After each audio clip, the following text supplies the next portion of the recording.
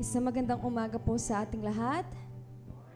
Purihin po ang ating Panginoon sa isa na naman pong araw na ibinigay niya sa atin. Isang mapagpalang umaga na ibinigay sa atin ng Panginoon. Kaya naman po, tayo po ay magkaroon ng sandaling panalangin. Panalangin po natin sa ating Panginoon ang ating gawain na ihanda rin po ang ating mga puso at isipan.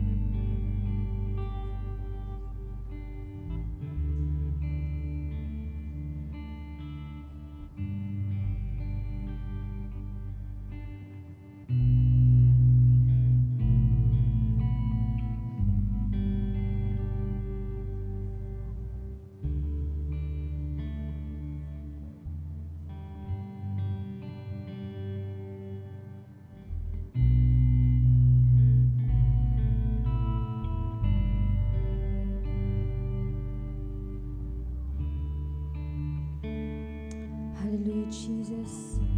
Panginoon naming makapangyarihan sa lahat. Ikaw po ang aming pinupuri, ang aming sinasamba, Panginoon.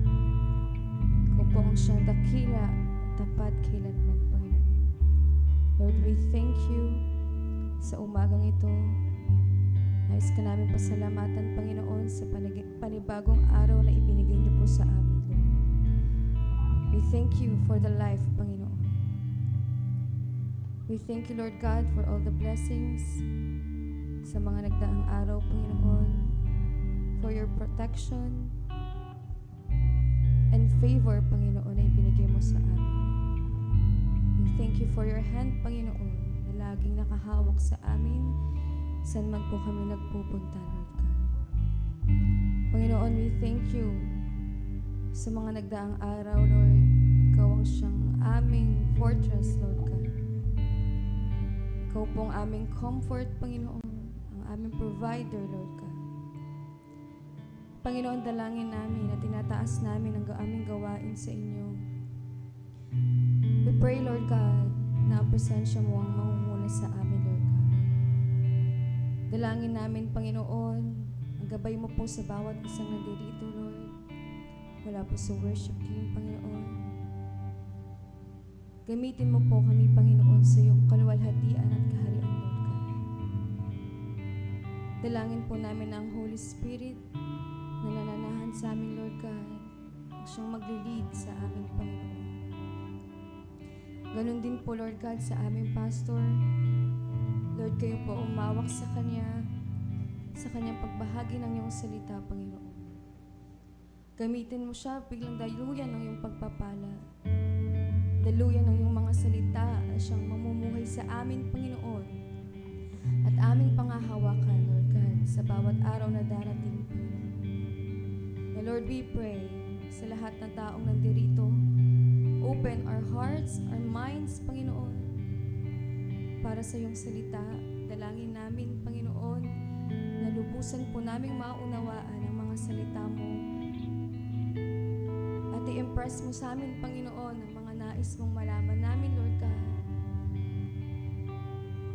Dalangin namin na sa bawat araw na darating, Lord God, anuman pong pagsubok na aming kakaharapin, Panginoon, ay hindi mo kami magtitinag, Lord God,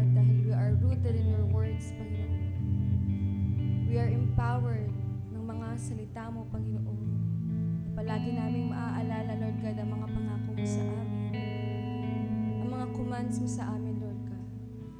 Lord, we thank you this morning.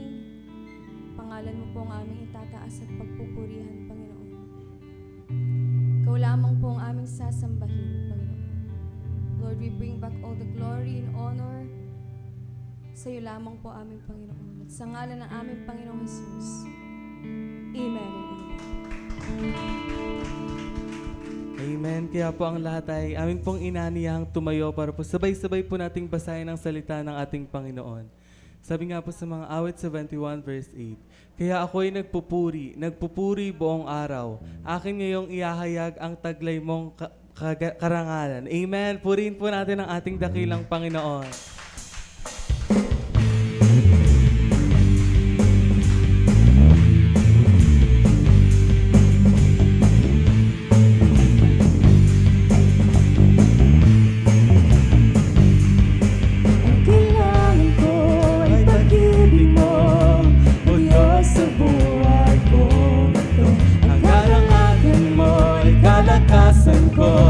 Ikaw ang nais ko, ikaw lamang ang pupurihin. Ang pangalan mo'y dadakilain, wala na sa iyong maihahambing. Ang awit ko'y iyong dinggin.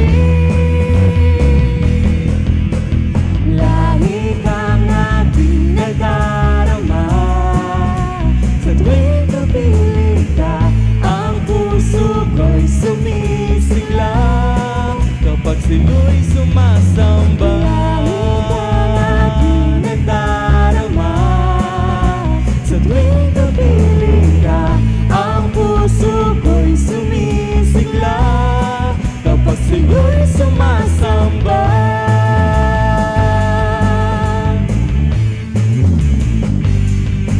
Ang kailangan ko ay pag-ibig mo, o Diyos, sa buhay ko. Ito ang kagalakan mo, ay kalakasan ko. Ikaw ang nais ko, ikaw lamang ang pupurihin.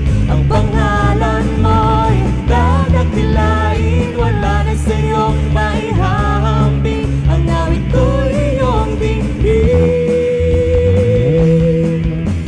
Langit ang aking nadarama, sa tuwing kapiling ka, ang puso ko'y sumisigla kapag sa'yo'y sumasamba. Langit ang aking nadarama, sa tuwing kapiling ka, ang puso ko'y sumisigla kapag sa'yo'y sumasamba.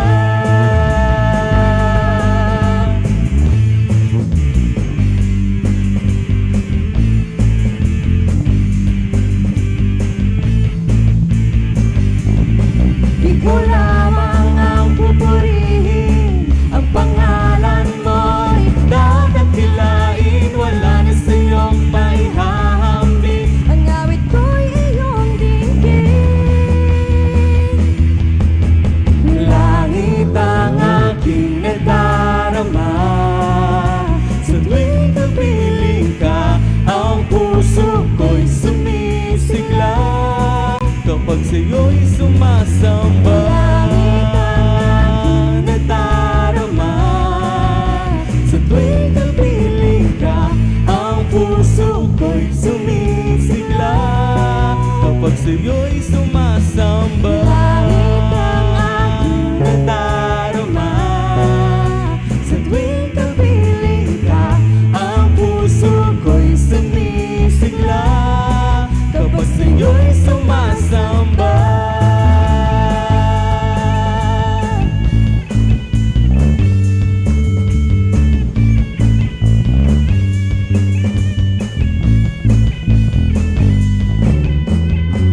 Amen! Hallelujah! Yes, Lord! Langit po ang aming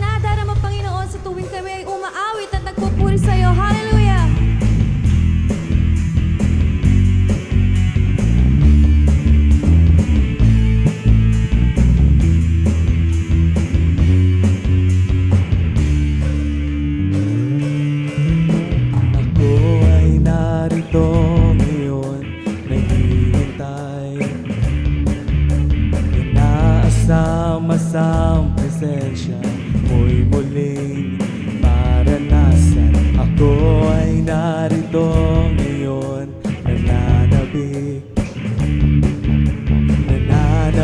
na makita luwalhati ng iyong mukha. Ako ay narito ngayon, naghihintay. Inaasama sa presensya mo'y muling maranasan. Ako ay narito ngayon, nananabik na makita luwalhati ng iyong mukha.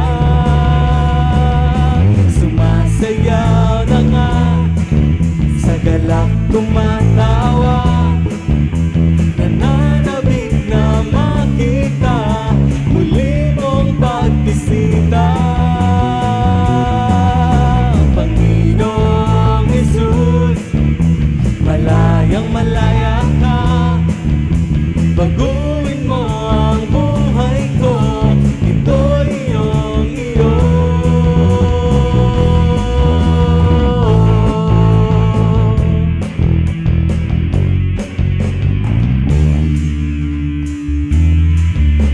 Ako ay narito ngayon, naghihintay.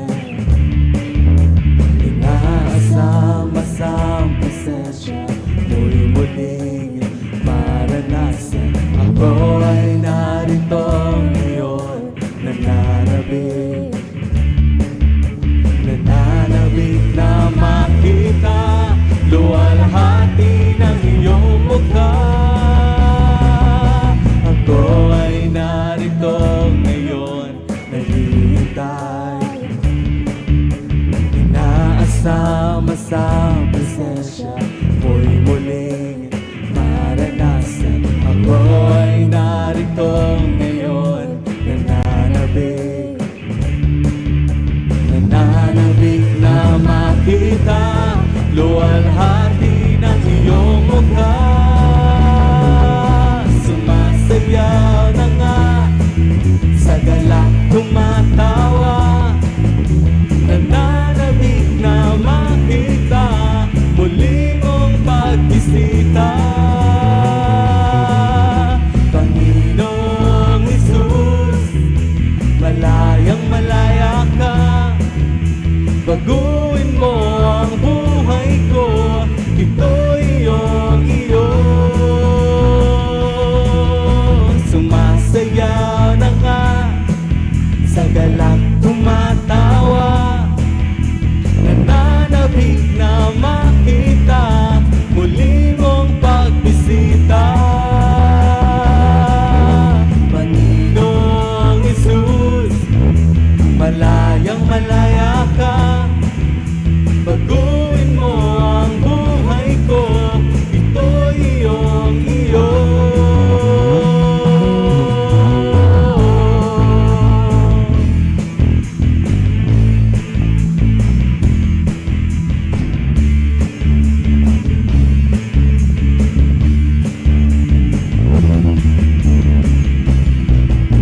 Sumasayaw na nga, sa galak tumatawa, nananabik na makita muli mong pagbisita.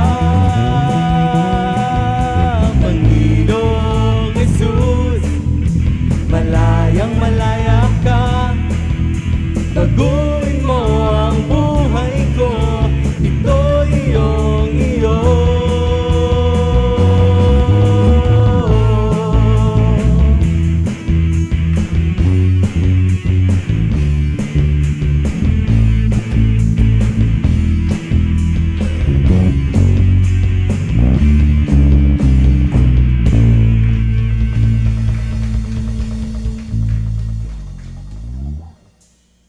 Amen, hallelujah. Patuloy po tayo sa pag-awit sa ating Panginoon. Lord, we praise you, we worship you, Panginoon. Ikaw lamang po ang siyang may karapat-dapat ng aming lahat ng papuri at pagsamba, Panginoon. Hallelujah.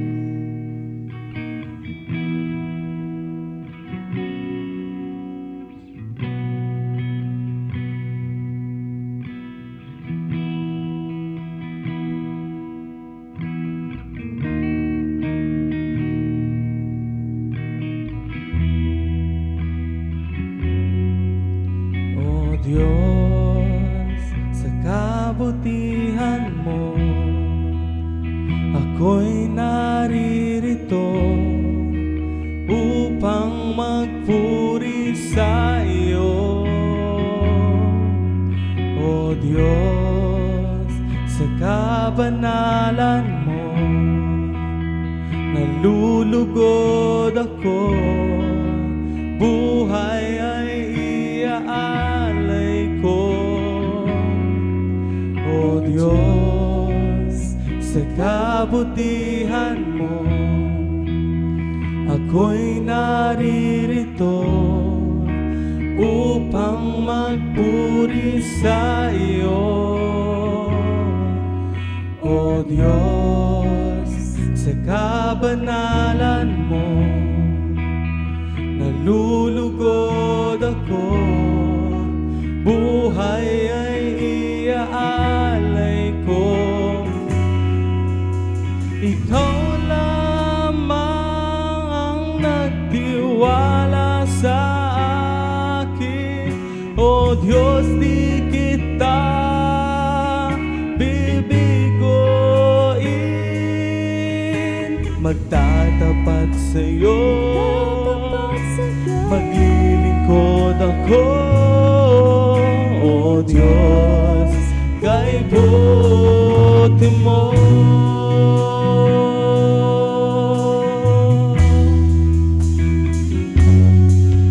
O Diyos, sa kabutihan mo, ako'y naririto upang magpuri sa iyo.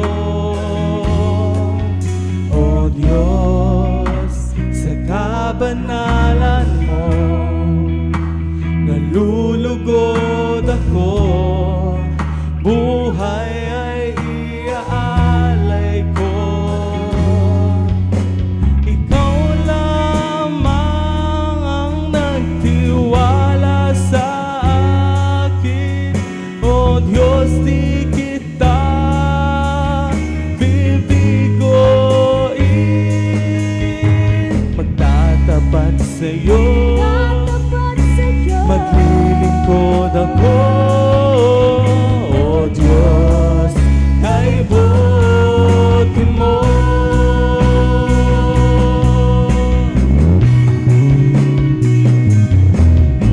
Ikaw lamang ang nagtiwala sa akin, O Diyos, di kita bibiguin. Magtatapat sa'yo, maglilingkod ako, O Diyos, kay buti mo.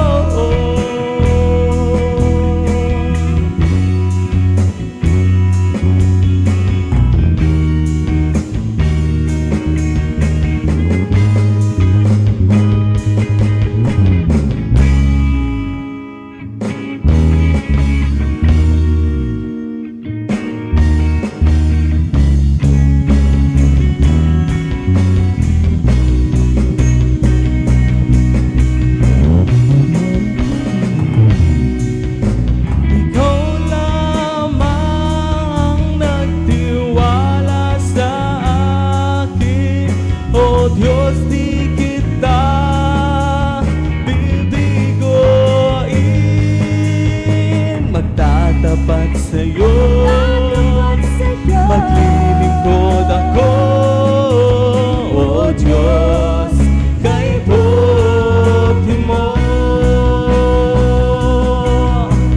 Ikaw lamang ang nagtiwala sa akin, O Diyos, di kita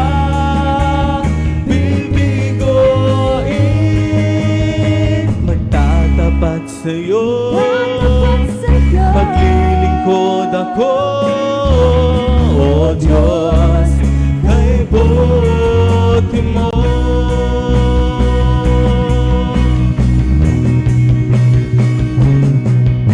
Ikaw lamang ang nagtiwala sa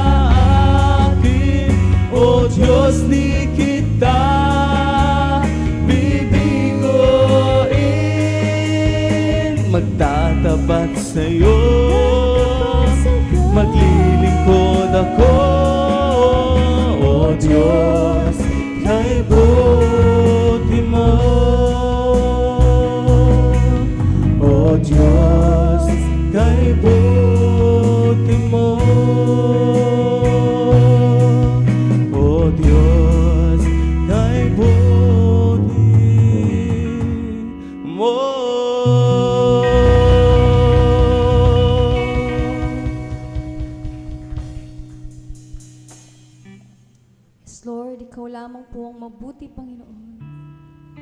Hallelujah. Sa piling mo, Panginoon, ang aming pinakananais, Lord God, is to be with you, Panginoon. Hallelujah. Yes, Lord, we praise you. Hallelujah.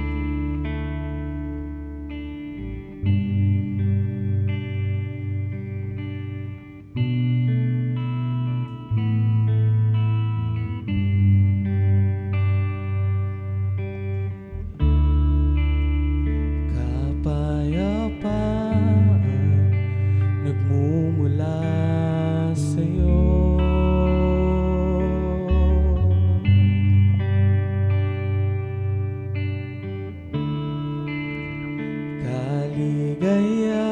Kaligayahan nakamit sa piling mo.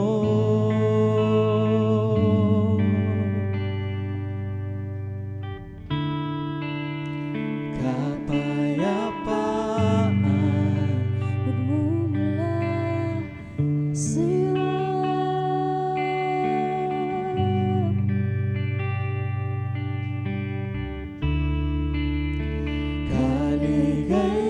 kaligayahan nakamit sa piling mo. Wala nang hahanapin pa, wala nang nanaisin pa, kundi mamalagi sa piling mo, aming Ama.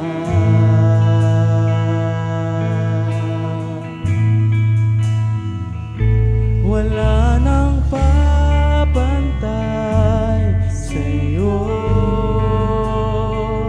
nag-iisang Panginoon. Kaya ang naisin ng puso ko sa piling mo.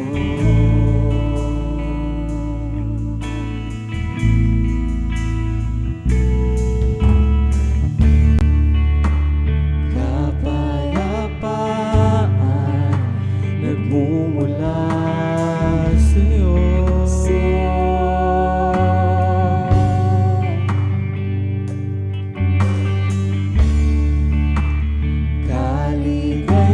Kaligayahan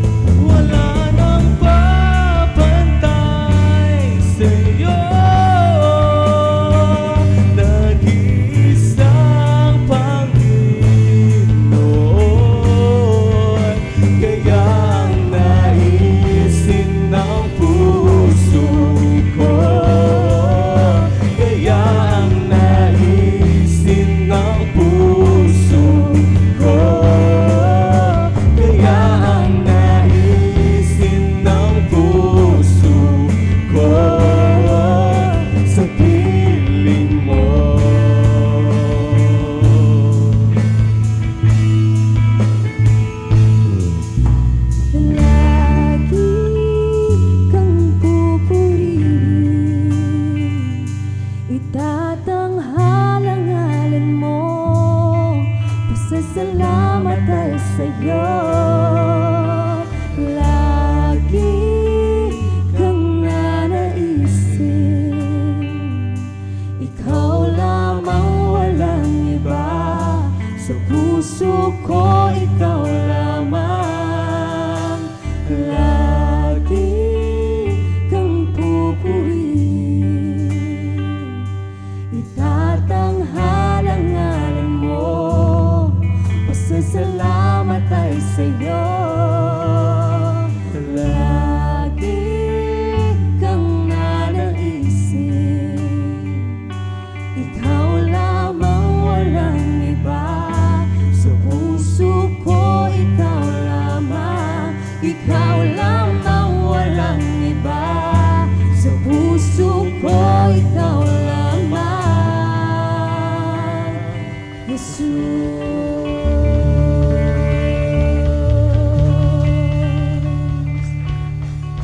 Amen. Hallelujah.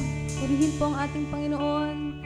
Yes, Lord God, we thank you, Lord God, for this morning, Panginoon, for your presence, Lord. Lord, tanggapin mo po ang aming mga awiting papuri para lamang sa iyo, Panginoon. Ikaw lamang ang aming pagpupurihan at sasambahin, Panginoon. Ikaw lamang ang aming kalakasan, Panginoon. Ang kagalakan mo ang aming kalakasan, Panginoon. And Lord, this morning, we want to praise you. We want to worship you. We want to lift up your name, Panginoon.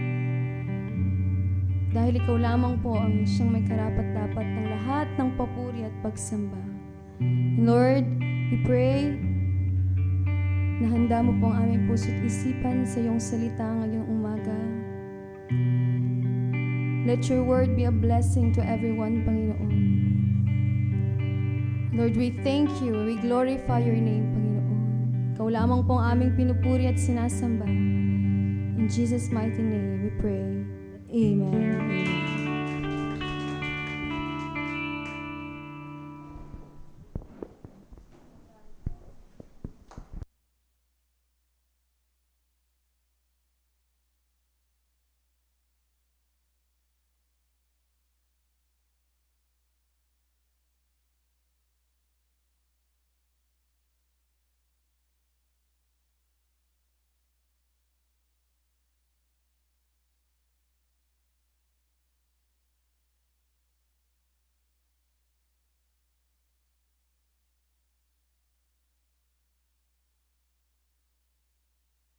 Magandang umaga sa ating lahat. Good morning sa inyo sa isa't isa. Magbatian kayo ng good morning. Amen. Amen. It's good to be in the house of the Lord. Amen. At salamat sa inspiring, joyful song na ating napakinggan ngayon. Talagang nabubuksan po yung ating puso papunta sa trono ng Diyos. Para pag tayo nakinig ng salita ng Diyos, ay talagang tanggap natin. Amen. At tayo ngayon ay may panibagong series sa July. Ang title po ng series natin, basahin natin. Yun. Yes, from house to house. So ngayon, ituturing nyo ang sarili nyo na parang nagdadala ng life insurance. Pero talagang eternal life ang dala nyo. At makikita nyo mamaya ang kahalagahan ng gawain ito. At ngayong week 1, ang ating pong unang topic ay Jesus, the model of personal ministry.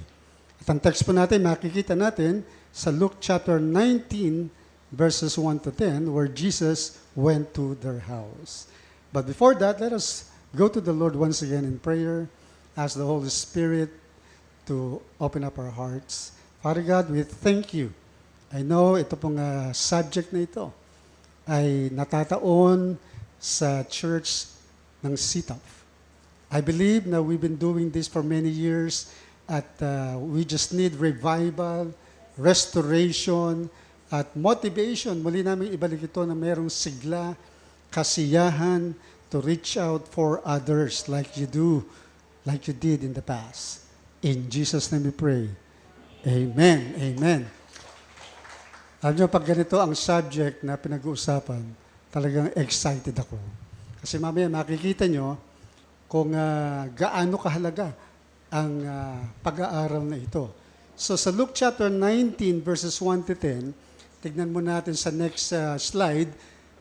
Sinong nakikita nyo dyan? Sikat na Bible character? Si Zacchaeus. Zacchaeus. Sino ba si Zacchaeus? Sabi sa talata, siya yung punong maniningil ng buwis. At bilang punong maniningil ng buwis, siya po ay maraming kaaway, maraming nagagalit sa kanya sapagkat sobra-sobra yung kanyang pinapataw na buwis. At dahil sobra-sobra, doon siya yumaman. Kaya isang araw na balitaan niya na si Jesus ay parating sa Jericho, nagkaroon siya ng interest na makita si Jesus. Lamang, hindi niya makita sa crowd sapagkat di natin alam kung anong height niya. Baka mas matangkad pa ako, no? Hindi niya makita, mga Hudyo matatangkad eh. Sabi niya, gusto kong makita si Jesus. So umakyat siya sa sycamore tree. Yan, nakikita niyo. At doon niya nakita niya, natanaw niya si Jesus. No? Alam niyo, ang itsura ni Jesus, matipuno siya. Karpentero siya, malaki katawan. So madali niya nakita si Jesus. At si Jesus naman, sabi doon, tumingala at nakita si Zacchaeus. At alam niyo bang ginawa ni Jesus? Tinawag ang lalaki ito sa pangalan. Ibig sabihin, kilala pala ni Jesus ang bawat isa, even before meeting them. Ganon din kayo, di ba? Bago niyo tinanggap si Jesus, kilala ka na ni Jesus. He knows your name, He knows your personal life, your private life, therefore you're important to Him. So dito makikita natin yung istorya ng malait na lalaking ito na na-encounter ang malaking tao sa buong mundo. Now, one of the greatest mistakes ng church ay minsan iniisip ng church na ang discipleship ay nangyayari lamang sa loob ng church. Now, sa four corners of the church, sapagkat, sabi natin, mahalaga naman yung public worship. Dahil sinabi naman ng Bible, we need to meet one another. Diba sa Hebrews, huwag natin kalilimutan yon. Pero, ganun din, sa Bible, nakikita natin na yung tunay na discipleship na ginugol ni Jesus ang kanyang buhay ay natuon sa pagbisita sa bawat tahanan. Na He gave importance to conversation around the table. Yung personal interest niya po sa buhay ng isang tao, pagpunta niya sa bahay, nakikilala niya. Ano ba yung kailangan nito? Ano ba yung spiritual condition nito? May personal siyang connection. Whereas kapag sa church, parang acquaintance na, may bumisita rito, probably we know that person by name, pero pag alis niya, ano ba yung apelyido niya? Ano ba yung pamilya niya? Hindi natin alam. So si Jesus, He started visiting people in their homes. Of course, makikita natin na nag-preach si Jesus sa crowd. Remember that? But most of the time, He visited people. He met people where they live. Dahil mahal niya sila. Alam niyo ngayon, ang mga tao, ayaw pumunta ng church. Tama? Tayo naman, bago tayo naging Kristiyano, ayaw natin pumunta ng church. Ako, ayoko pumunta ng church. Dahil, naikwento ko na sa inyo, yung si Pastor Muta, pag pumunta sa bahay namin, tumatakbo na agad ako. Ayokong makakinig ng salita ng Diyos. Magpupusay na lang ako kaysa magbasa ng Bible. Yun ang mentality ng mga tao. Ayaw pumunta ng church. Pero, ang church dapat ang pumunta sa tahanan ng mga ayaw pumunta ng church. Amen? O kaya kayo nandito ngayon dahil merong nagbisita sa inyo. O, di ba? Si Sister Lim, yung pamilya niya, binisita namin, no? O, unang nakita ko, siyempre, yung mag-asawa.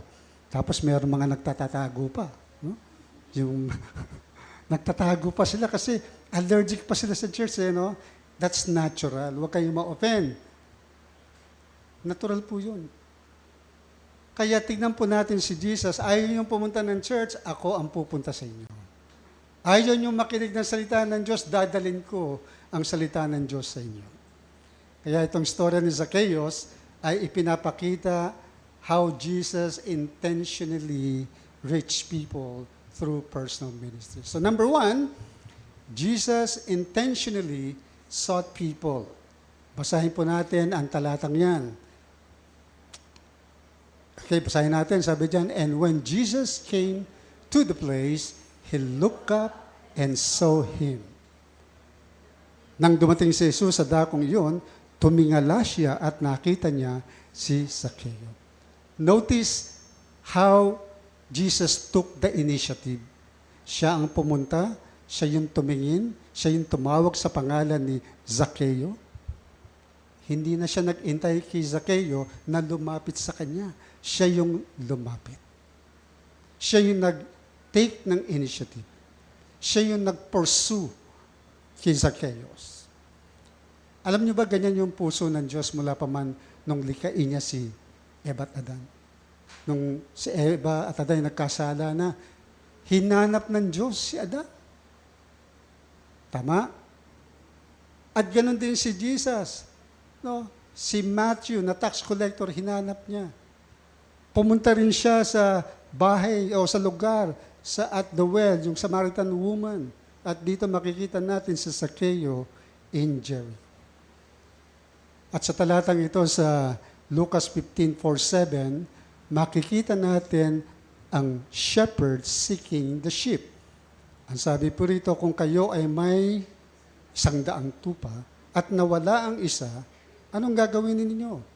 Hindi ba't iiwan ninyo ang 99 sa pastulan at hahanapin ang nawawala hanggang sa makita ninyo? At kapag nakita na ninyo siya, masaya ninyo itong papasaning pauwi. Brothers and sisters, yan po yung restoration. No? Una, literal na tupa. Ano daw ang susunod na mangyari pag natagpuan mo na? Pagkatapos tatawagin ninyo ang inyong mga kaibigan at kapitbahay ninyo at sasabihin sa kanila, makipagsaya kayo sa akin dahil nakita ko na ang nawawala kong tupa. Everything na nawala, nakita mo, merong kasiyahan. Tama? Ngayon, in-spiritualize ni Jesus.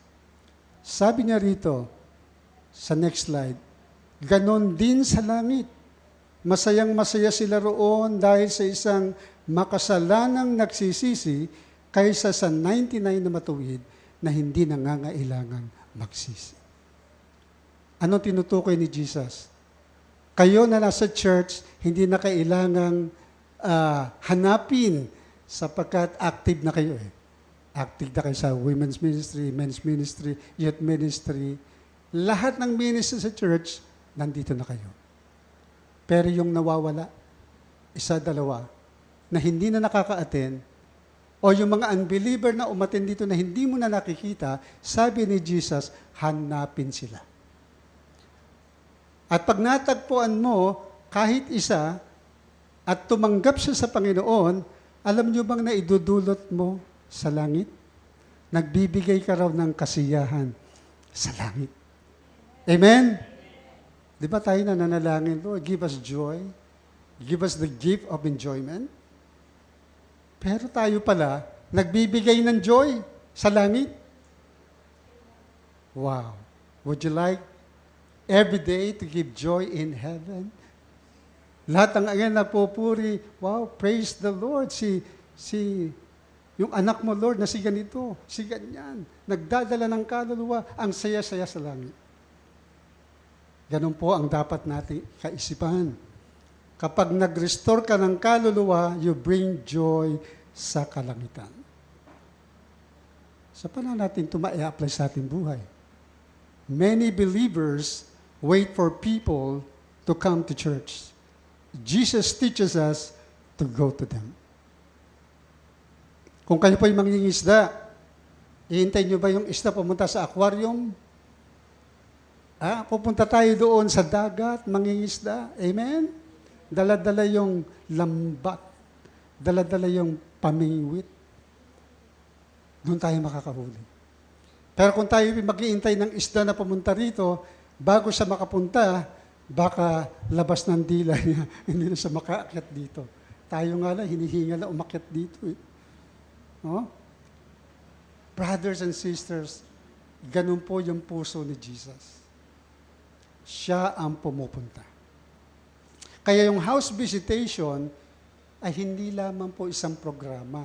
Ito po yung participation ng bawat isa sa atin sa mission ni Jesus. Mapapansin natin sa pagbisita ni Jesus, hindi niya kasama yung disciples.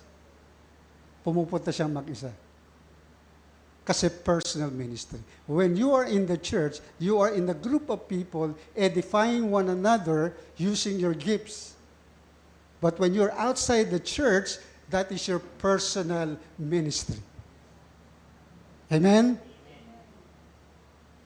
O, sino ba yung bibisitahin natin? First time, yes. Inactive members, new converts, families needing encouragement. Yun po yung bibisitahin natin. Naalala ko nung si Sister Bing, matagal din nakatin dahil sa trabaho niya, no? Eh, yung youth, nagkaroon ng visitation, na talagang plano namin bisitahin yung anak niya, eh. Oh? Eh, nagkataon, nandun siya. Sabi niya, salamat, bumisita kayo. No? At nadaman niya yung pag-ibig daw ng church, yung connection muli, kasi nahihiya daw siyang umatin ulit. Pero sabi namin, bahagi ka ng church. Naintindihan namin yung kalagayan. At yung panahon na yun, bumalik siya, right? Pero dahil nga sa trabaho lamang, kaya sila naaantala ang pagdating. Pero yung feeling na nabisita mo ang isang kapatid, napakasarap. Nabisita na ba kayo nung kayo nagkasakit? Sana nabisita kayo para gumaan ang inyong kalooban. Pangalawa, when we seek people, we reflect the heart of Jesus. Kasi it will take an effort to go to a certain house, bisitahin mo yung tao na may sakit o nangangailangan ng tulong, nagre-reflect sa puso mo yung puso ni Jesus na nagkikare tayo. Right? Hindi lamang tayo church na just for attendance singing. We go out and share the love of Jesus. At yun yung magandang practice sa atin. Gayahin natin si Jesus. Nagginaya ng mga disciple, sharing love, building relationship, sharing the gospel, and making disciples. Ganun po lumalago ang isang tao. Ang isa pong shepherd, pag may alaga siyang tupa, at lumabas na yung mga tupa, hindi po siya nakatayo lamang doon sa kulungan at sumisigaw, o bumalik na kayo rito. Ha? Anong ginagawa ng sheep? Umaalis siya, pumupunta siya kung nasan yung mga sheep at ano niya ng kanyang tungkod. No? Balik kayo doon. Ang bawat isa po sa atin ay isang shepherd. No? You're a shepherd of somebody else's soul.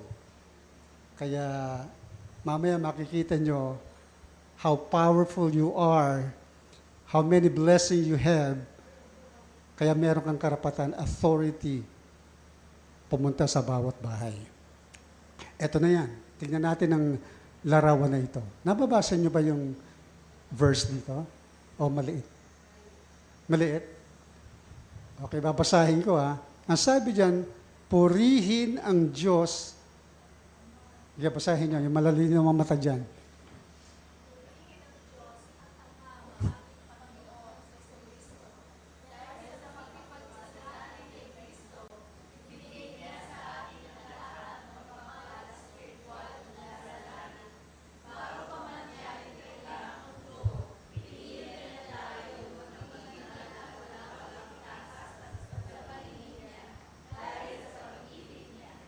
Amen, amen. Unahin natin yung mga kababaihan at youth na babae. Sa larawang ito, ano ang nakikita nyo sa isang babae na ito na dumadalaw? Siya ba'y takot? Siya ba'y insecure? Siya ba'y walang motivation? Siya ba ay empty-handed? Anong nakikita niyo sa kanya? Anong dala-dala niya?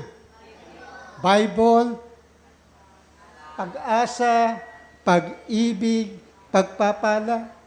Bakit po? Kasi sinabi sa Bible, lahat daw ng spiritual na biyaya ay ibinigay na kanino? Sa inyo. Nasa inyo na ba yun? Kailan nyo natanggap ang lahat ng spiritual na biyaya sa Diyos? Nung tinanggap mo si Jesus. Amen? So, ibig sabihin, kung ikaw ay isang kababaihan na dadalaw sa isang tahanan, ito ang iyong larawan. Amen? May dala-dala kang pagpapala, magandang mensahe, kapayapaan, pag-ibig, pag-asa sa isang tahanang nalulugmok sa problema. Ngayon, matatakot ka pa bang bumisita? Mahihiya ka pa ba? Hindi. Sino ang may kailangan? Sila sa iyo. Bakit ka mahihiya? Ang sabi rito, pinili ka ng Diyos na pinili ka bilang banal, di ba? At katanggap-tanggap sa Diyos. Ibig sabihin, ang reputasyon mo sa harapan ng Diyos, malinis. Wala kang ikahihiya. Wow! Ganito ba yung nakikita mo sa sarili mo ngayon? Ito dapat ang makita mo. Sa mga lalaki naman, ito dapat. Ganito rin. Ang mga kalalakihan, ikaw ay pinili ng Diyos noong pang-una at binigyan ka ng dakilang pagpapala mula sa Diyos. Lahat ng biyayang espiritual ay nasa iyo. Kaya kapag ikaw ay dumalaw sa mga kalalakihan, youth na lalaki, ang larawan mo ay ganito. Meron kang pag-asang dala. Meron kang ligayang dala. Meron kang biyayang dala sa tahanan na bibisitahin. Amen? Naalala ko nung ako'y nagplant ng church sa Vancouver, Washington, ito na talaga ang aking kaisipan sa aking sarili. Imagine isang nag-migrate sa Amerika, bibisita sa tahanan na hindi mo kilala, Pilipino na may asawang foreigner. No? Sabi ko, paano ako makapag-start ng church? May nakapagsabi sa akin na mga Pilipino daw mahilig sa party. No? So ginawa ko, umatin ako ng mga parties. Hindi para magsayaw, ha? Punta ako doon para makilala ko yung mga Pinoy. No? Ang mga Pinoy, pag alam ng bagong dating ka, excited silang makilala ka. Di ba? So, pagdating ko doon, instead na ako maghanap, ako yung pinalibutan nila. No? So, ang ginawa, kinuha ko yung mga pangalan nila. At kadalasan, mga kapatid, nakikilala ko, matatanda. Yung mga lola, nanay. So, yun yung una ko mga nakilala. Kinuha ko yung pangalan, matapos ng party, dinalaw ko na sila isa-isa.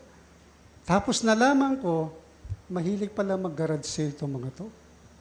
No? Sa Amerika, sa Canada, ganun din, di ba? Pag garage sale, excited. So, hiniram ko yung van ng ate Amy ko na napakalaki. Sinundo ko sila isa-isa. Tara, mag-garage sale tayo. Enjoy naman yung matatanda. So, siguro isang buwan na 2 buwan ko ginagawa yan, lumapit na yung loob nila sa akin. Iniimbitahan ako sa bahay. Pastor, punta ka sa amin, kain ka. Ang sasarap magluto eh. No? So ako, nabusog ako talaga. So habang kumakain ako, iyan na, yung conversation. Hanggang sa nag-start na ako ng Bible study sa bawat bahay. At alam nyo, hindi lang yon, na-meet ko yung other members of the family. At doon nagsimula ang Sit Up Church, Vancouver. Dahil sa pagbisita. Fast forward, pumunta ako dito sa Bikutan. Anong ginawa namin ni Brother Jimmy? Yan ang partner ko eh. No? Nagbahay-bahay din kami. Di ba? The same pattern. Hindi mo na pwedeng punta kayo lahat sa church. Hindi. Mga kapatid, house to house ay importante. Kaya kayo narito ngayon, merong kababaihan na nagbisita sa inyo. Amen? Kaya yung mga lalaki nandito, merong lalaki nagbisita sa inyo. Merong mga kabataan, merong nagbisitang kabataan. Masasabi nyo bang effective ang visitation? Amen. So pangalawa po, Jesus entered the home to build relationship. Hindi siya pumasok sa bahay para makikain lamang, para mabusog. Pumasok siya sa tahanan ni Zaccheo to build relationship. Basahin po natin ito. Ang sabi, Zaccheo, magmadali kang bumaba sapagkat sa araw na ito ay kinakailangang manatili ako sa iyong bahay. Manatili. May purpose si Jesus. Zaccheo was curious, but Jesus was purposeful. Amen? Nagmadali siyang bumaba at naggagalak niyang tinanggap si Jesus. Nang makita ito ng lahat, nagbulong-bulungan sila, kanilang sinabi, manunuluyan siya sa isang makasalanan. So nakita niyo yung reputasyon ni Zacchaeus, makasalanan. Pero sabi ni Jesus, kaya ako pumunta dahil makasalanan ang taong ito. Siya yung tupang nawawala. Now, Jesus could have preached to Zacchaeus right in front of the sycamore tree. Tama? Pero, ang ginawa niya, gusto niya ng private conversation sa taong ito. Alam nyo, in Bible times, kapag ikaw ay pumasok sa tahanan, yun po ay nagsisimbolo ng friendship, acceptance, at personal interest and care. Kaya nung pumasok si Jesus sa bahay ni Zacchaeus, yun yung nadama niya, concern tong tao sa akin. Alam niyang makasalanan ako, magnanakaw ako, pero pumasok pa rin siya. Alam niyo mga kapatid, ang mga tao kadalasan nababago sa personal relationship. Bago pa siya mabago ng programa sa church. Pero ang nangyayari, gagawa tayo ng programa, aatin yung tao, hindi pa nababago yung loob eh. Pero si Jesus, binabago niya muna yung kalooban, nagkakaroon ng relationship. In the same way, bago mamadala sa church yung kaibigan mo o sino man, you need to build relationship sa taong iyan. And Jesus understood na yung transformation ay nangyayari around the table. Di ba naalala niyo si Jesus laging kumakain kasama pa nga yung mga prostitute, kumakain siya. It doesn't matter kung sino yung kaharap mo, basta ang purpose mo is to bring the message of love sa Kanya. And the Lord will work miracle. Amen? So, anong nakikita natin dito? Sa susunod, Jesus valued personal ministry. So, kung merong nilagay sa puso mo ang Diyos, na, hindi mo na kailangan ng commission sa church. Pastor, kailangan ko bang bistahin to? No, gawin mo yan kasi personal ministry mo yan. Amen? At ang kasiyahan po ay ibabalik sa iyo ng Diyos. Sumunod po dito, makikita natin that people need more than invitations to services. Alam ko, lagi yung naririnig sa atin, mag-imbita kayo, mag-imbita kayo. But sa pag-aaral natin na ito, importante na it's more than invitation to services, but house visitation demonstrates genuine care. Bakit? Kasi yung mga tao na yan, they need prayer. Lalo na sa area natin na ito, no? Ang bawat pamilya, merong pangangailang pinansyal, emotional, spiritual, physical. At ikaw na nakaranas naman na marami ng pagpapala, siguro meron kang trials ngayon, pero hindi naman, since you accepted Jesus Christ, puro trials ang buhay mo. Amen? maraming panahon ka sa buhay mo na pinagpala ka ng Diyos. Kaya hindi pwede sabihin natin, Lord, naghihirap ako ngayon, hindi ako pwede magbisita. Anak, count your blessings. Since you accepted me, marami ka natanggap sa akin, i-share mo yun. Maging yung trial mo, pwede mo i-share sa Kanya. Amen? So you can encourage them, have personal conversation, and biblical guidance. O sa mga members naman na hindi nakakati na matagal, kapag yung mga leaders pumunta sa bahay niya, no? Anong madadama ng matagal na wala na member? Masaya siya. At aawitan ng mga leaders, babalik ka rin. Matagal ka nang nawala. Diba? Oh, baka yakapin ka pa ng member na yun eh. Kasi, wow, hindi lang siya leader. Talagang mapagmahal. Na kapag bumisita, hindi po tayo yung guilt trip style, no? Yung pinapag-guilty natin yung binisita natin. Tagal mong hindi nakakadalawa. Long time no see. Buhay ka pa ba? Huwag naman ganun. Pag bumisita tayo, may pag-iibig. Hindi yung nagigilty yung tao na ginajudge na natin. Buti buhay ka pa. Wag. Mahal ka namin. Amen? Mahal ka namin, kaya ka namin binibisita. Tapos may dala ka pang mga prutas. No? It demonstrates genuine care. Alam niyo mga kapatid, tayo, madali natin makalimutan ang sermon. Pero kapag tayo'y binisita sa oras ng ating difficulties, hindi natin makakalimutan yung mga taong bumisita na yun. Amen? Baka nga mamaya makalimutan yung sermon. No, pero yung bumisita sa inyo, hindi nyo makakalimutan niya. Amen? Pangatlo, Jesus brought salvation to the household. Basahin po natin.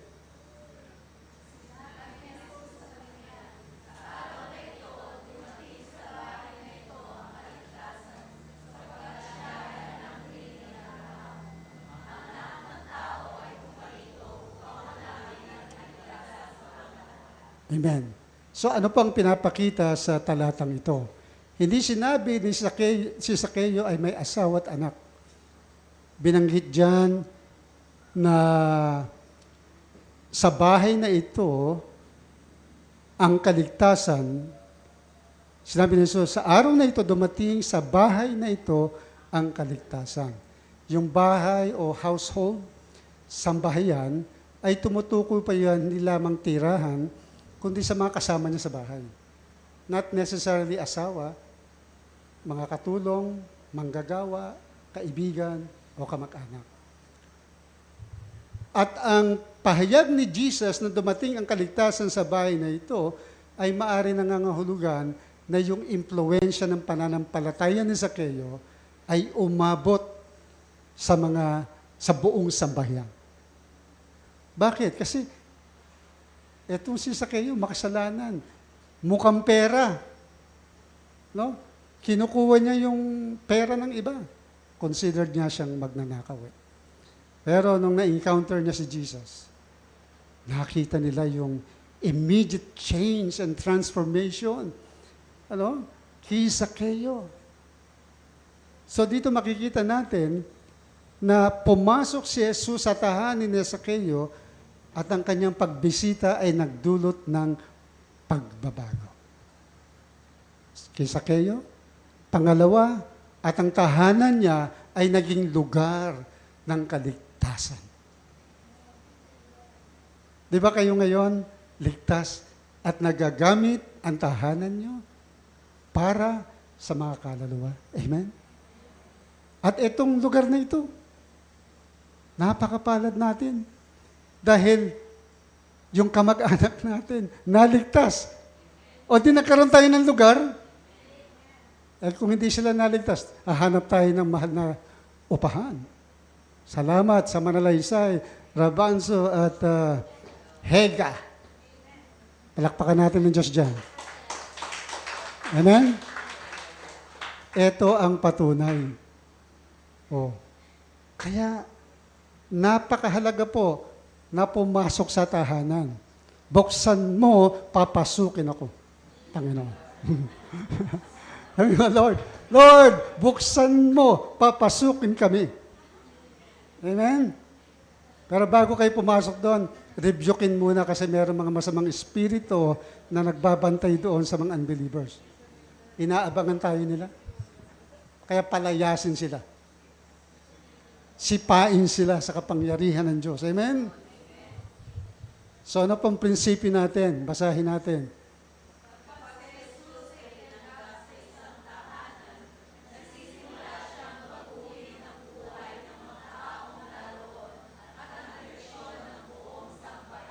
Amen? Amen. Unang naging Christian sa amin, nanay ko.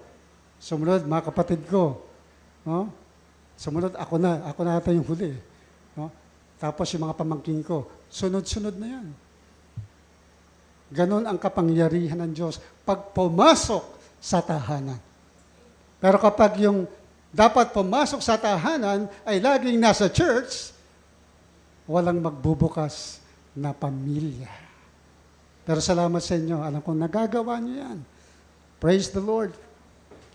Ano pong resulta ng pagbisita ni Jesus? Sa verse 8, basahin natin.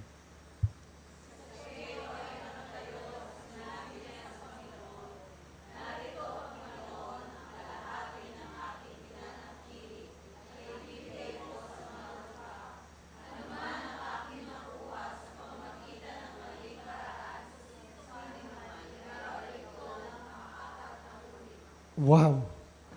Nagkaroon ng transformation sa buhay ni Lazarus. Nabago siya from the inside out. Amen? Nagkaroon siya ng pagsisisi na tunay. Ang priorities niya nagbago dati, pera. Ano? Pero ngayon, Jesus, and loving other people. Dati, yung household niya, hindi siya nakikitaan ng magandang ugali. Higit sa lahat, yung relasyon niya sa pera, pananaw sa pera, nagbago. Dati, akin lahat yan. Dapat, marami ako niyan. Kung ano sa'yo, akin yan. Yung akin yan. Kasi po nung maniningil siya. Sinosobrahan niya po yung pagsingil para sa yumaman. Pero, anong sinabi ni Zacchaeus bilang pagsisisi? Sabi niya, kung mayroon akong dinayang sinuman, ibinabalik ko ang 4 na uli. Now, tinanong ko to, meron bang basihan sa utos ng Diyos itong sinabi ni Zacchaeus?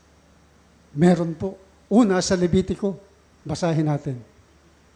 Leviticus. Basahin nyo.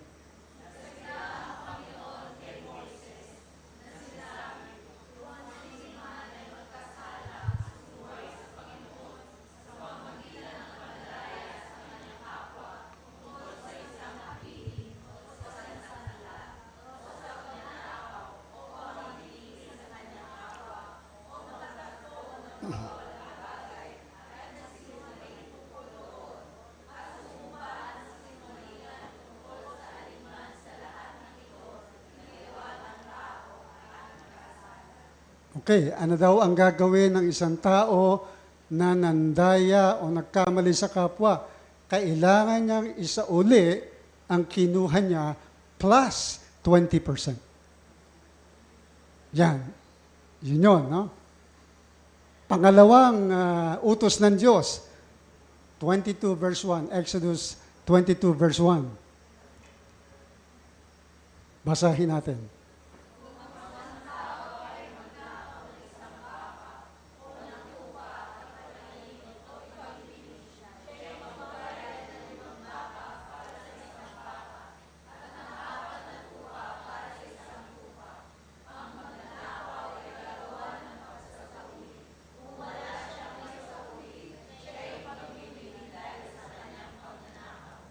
Yun.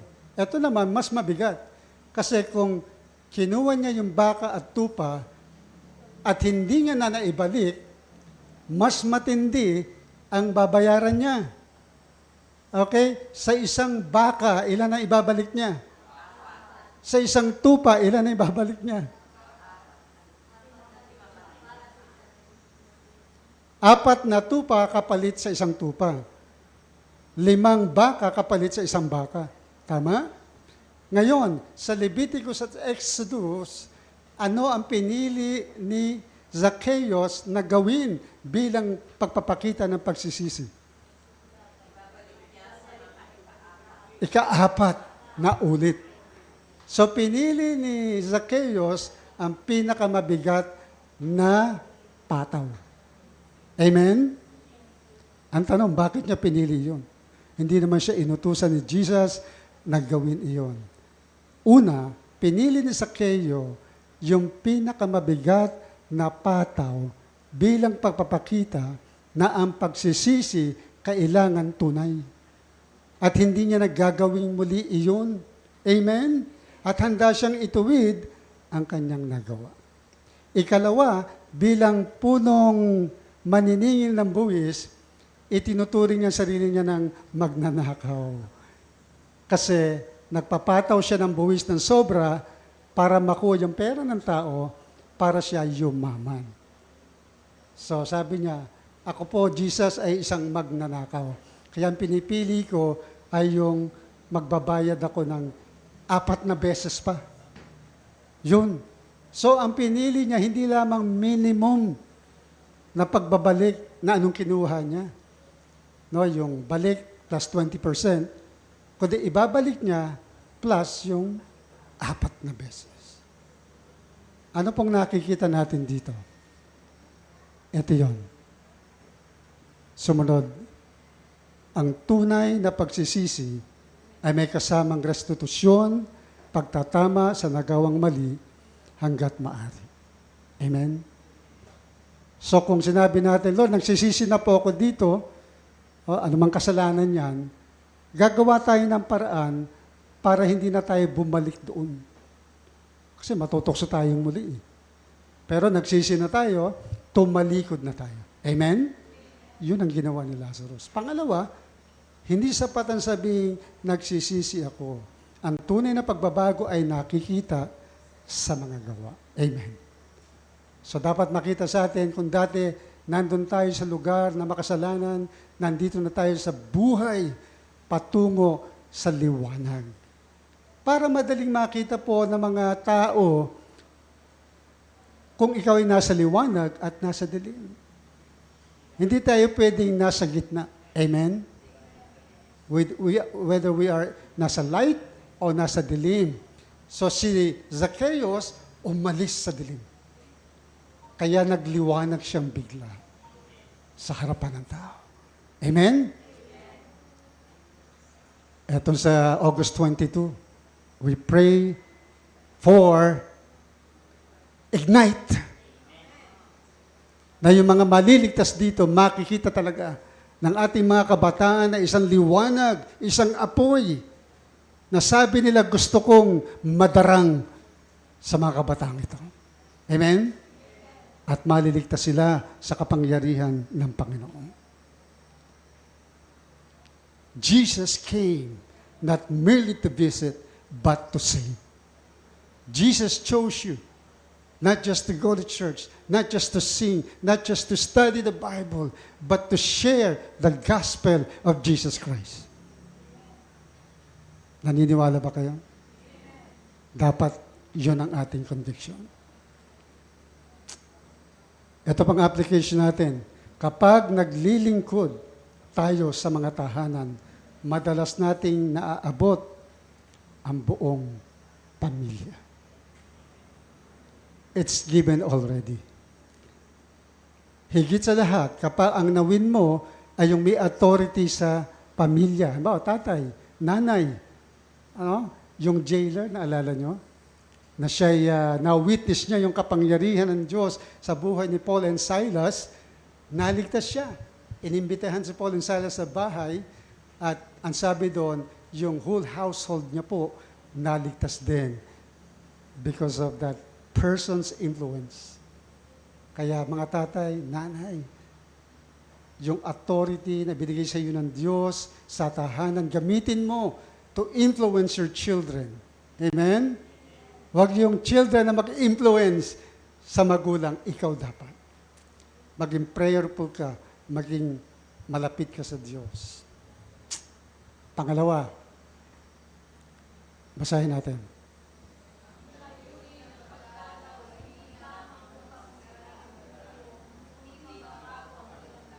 Amen. Yan po yung layunin natin. Hindi lamang sila dalawin, kundi ang tunay na layunin ay magbago ang kanilang buhay. So dapat sa ating pagbisita, ito po ay nagli-lead una sa mga pag-uusap tungkol sa Ebanghelyo. No, pag marami ka ng beses nakabisita, na-build na yung relationship mo, naging open na siya, at nakita niya na the Lord is working in his life, may prayer siyang nasasagot ng Diyos, in tune na siya sa Diyos, that's the time, pag-usapan niya ng Ebanghelyo, pananalangin, pag-aaral ng Biblia, paglago sa spiritual na buhay, paggawa ng mga disipulo.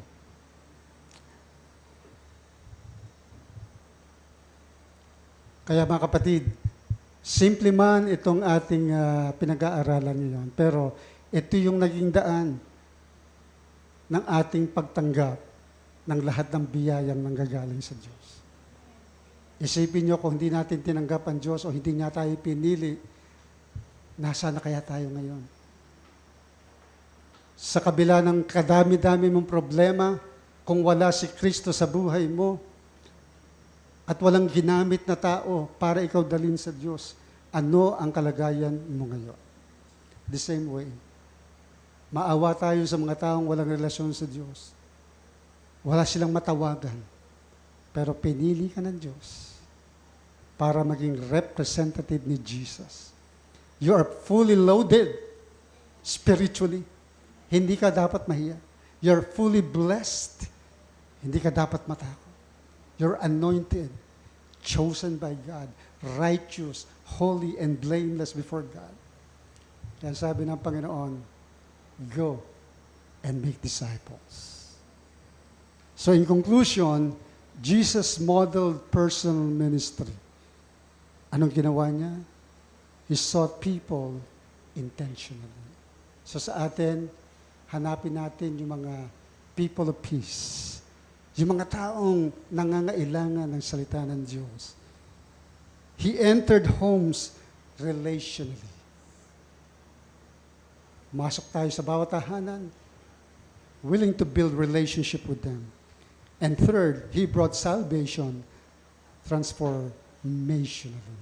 And this is the goal. Lord, once I visit that house, matransform po sila. Let's all pray together. Father God, thank you so much sa iyo bilang halimbawa ng aming buhay. Dalangin ko po na ang bawat isa rito ngayon, makita nila ang sarili nila bilang tinawag mo, na meron silang personal ministry na dapat gawin para sa iyo.